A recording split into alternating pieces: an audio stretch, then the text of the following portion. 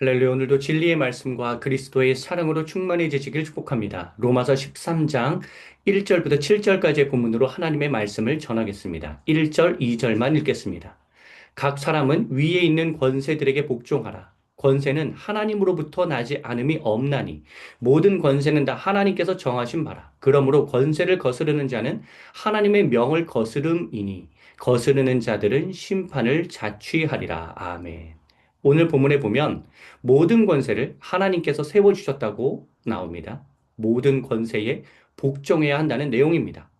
권세를 거스르면 이는 하나님을 거스르는 행동이라고 합니다. 그렇다면 이러한 질문이 생겨나죠. 불의의 권력에 대해서도 하나님께서 세우신 자리이니 복종해야 하는 것인가? 이 질문에 대한 답변이 1절과 2절에 나오는데 세 가지로 살펴보겠습니다. 첫째, 권세자의 어떠한 결정이 팔로워들은 다 권세자의 어떠한 결정을 팔로워들이 다 파악하지 못할 수 있다는 점을 알아야 합니다. 다수가 반대하더라도 깨어있는 소수가 진리를 선포할 수도 있는 것입니다. 내가 진리와 진실을 다 파악하지 못해서 반대하고 있는 것은 아닌지를 점검해야 합니다. 하나님의 뜻이 무엇인지 더 귀 기울여 들어야 한다는 교훈을 오늘 본문은 줍니다. 하나님의 생각으로 통치하는 사람들이 어떠한 결정을 내릴 때 그것을 내가 미처 다 파악하지 못할 수도 있다는 겸손함이 필요하다는 교훈으로 받아들여야 합니다. 세상의 어떠한 그 경영학적 관점으로 본다면 사장만 탓할 것이 아니라 사장의 상황을 다 이해하지 못하는 직원 탓도 있다는 생각을 우리는 할 줄 알아야 합니다. 추가 영상으로 제가 디모데전서 6장 1절부터 10절까지의 본문으로 말씀을 전한 적이 있는데 그 영상 그리고 팔로우십에 관한 영상 두 가지가 있으니 참고 부탁드립니다. 둘째, 이 본문은 나쁜 권력도 두드나라는 말씀이 아닙니다. 나쁜 권력을 정당화시키는 말씀은 더더욱 아닙니다. 오늘 본문의 본질적 교훈은 바로 모든 권세자는 자기 권력이 하나님께서 주신 자리라는 사실을 알아야 한다. 라는 것입니다. 나의 권력 위에 계신 하나님을 바라보아야 한다는 뜻입니다. 그렇기 때문에 말씀에도 보면 하나님으로부터 모든 권세가 났으니 모든 권세자는 그것을 인정하라라고 하는 의미의 내용입니다. 권세자를 거스르지 말아라 이게 하나님의 명령에 따르는 권세자를 거스르지 말라는 그 의미가 기본적으로 내포되어 있는 것입니다. 여러분 부모 공경에 관한 말씀도 한번 생각해 보십시오. 주 안에서라는 단서가 들어갑니다. 부모보다 위에 계신 하나님의 뜻이 더 중요하다는 말이지 만약에 나쁜 부모의 나쁜 어떠한 가르침과 방식이 있다면 그것을 거절하는 것은 전혀 비성경적이지 않습니다. 부모 공경에 관한 말씀과 마찬가지로 세상의 권력을 다루는 이 로마서 13장도 마찬가지입니다. 팔로워들에게 내 말에 무조건 복종하라고 강요할 것이 아니라 권세자는 내가 먼저 내 위에 계신 하나님 앞에 무릎을 꿇어야 한다는 이 오늘 본문이 주는 본질적인 교훈, 실제적인 교훈을 기억해야 합니다. 어떠한 권력도 하나님보다 높아질 수 없습니다.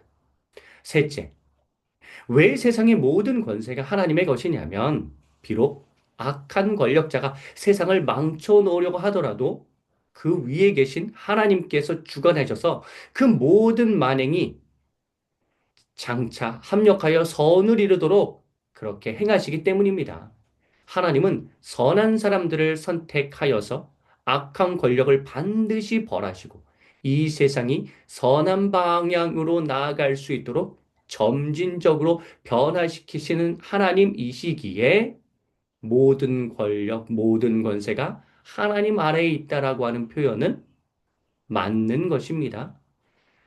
이 약속은 하나님의 주권을 믿고 우리가 계속해서 나아갈 수 있는 좀 더 실천적으로 말씀드린다면 하나님과 협력하여서 계속해서 하나님 뜻 안에서 개혁을 시도하고 주도해 나갈 수 있는 힘과 용기를 채워줍니다.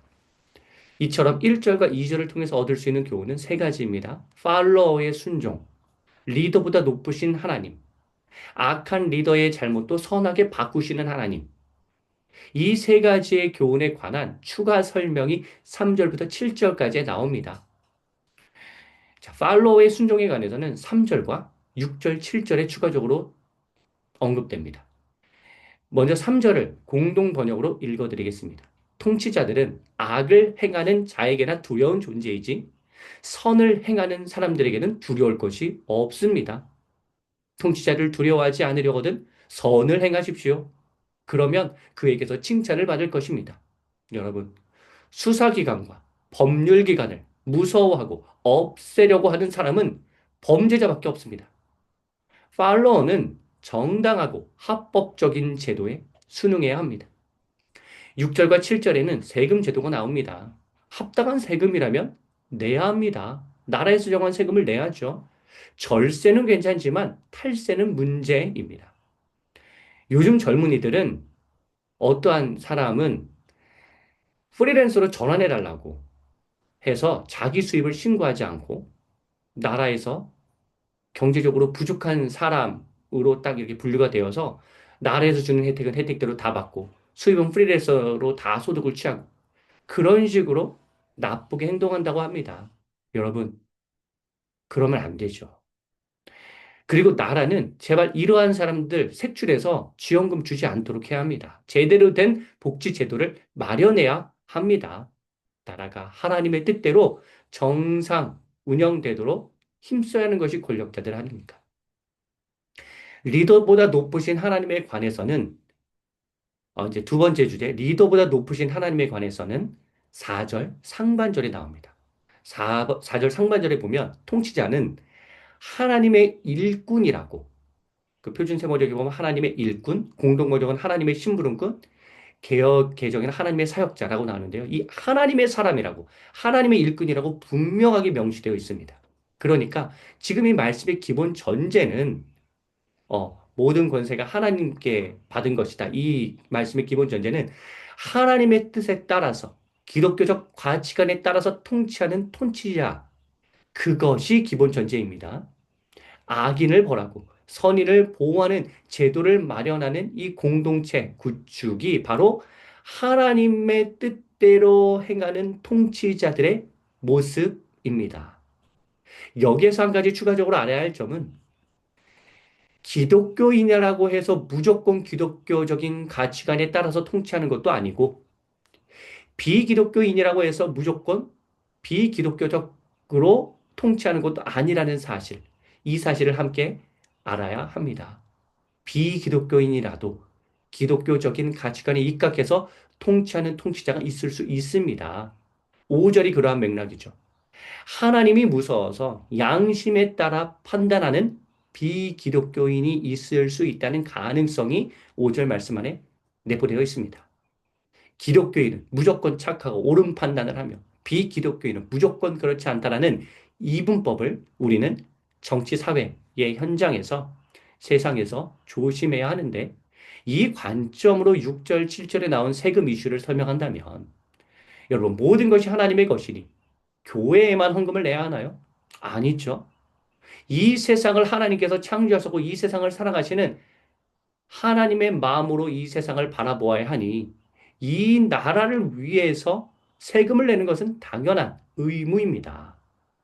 나라에서 정한 의무가 있다면 우리가 국민으로서 잘 감당해야 합니다. 물론 잘못된 제도라면 개혁해야겠지만 말입니다. 어떠한 이단은 종교적 이유로 국방의 의무를 다하지 못한다고 하는데 매우 잘못된 관점이죠. 그리고 성경이 평화 때문에 사람을 무조건 죽이지 말라고 가르치지도 않고 안보를 굉장히 강조하고 있는데 대한민국 국민이라면 당연히 적들로부터 나라를 지켜야 하는 국방의 의무를 다해야 하며 세금도 잘 내야 한다고 생각합니다. 그래서 세상의 모든 통치자가 하나님의 일꾼이라는 전제로 하나님의 원리에 따라 공동체를 운영해야 하는데 그렇게 운영하는 사람이 비기독교인일 수도 있다는 점, 이것도 우리가 함께 기억할 필요가 있습니다.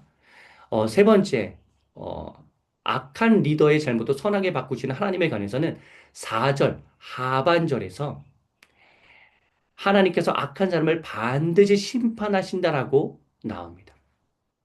4절 하반절 말씀 공동 번역으로 읽어드리겠습니다. 그러나 여러분이 잘못을 저지를 때에는 두려워해야 합니다. 그는 공연히 칼을 차고 있는 것이 아닙니다. 그러니까 하나님의 일꾼이 공연히 칼을 차고 있는 것이 아니라는 뜻이죠. 그는 하나님의 심부름꾼으로서 악을 행하는 자들에게 하나님의 벌을 대신 주는 사람입니다. 여러분, 하나님은 하나님의 사역자들이 하나님과 영원합하여 일하면서 공동체를 망치려는 사람들을 반드시 벌 주도록 그렇게 하나님께서는 도우시고 행하십니다. 이 세상이 하나님의 선을 향해 나아가도록 하나님께서는 인도하여 주시는 분입니다.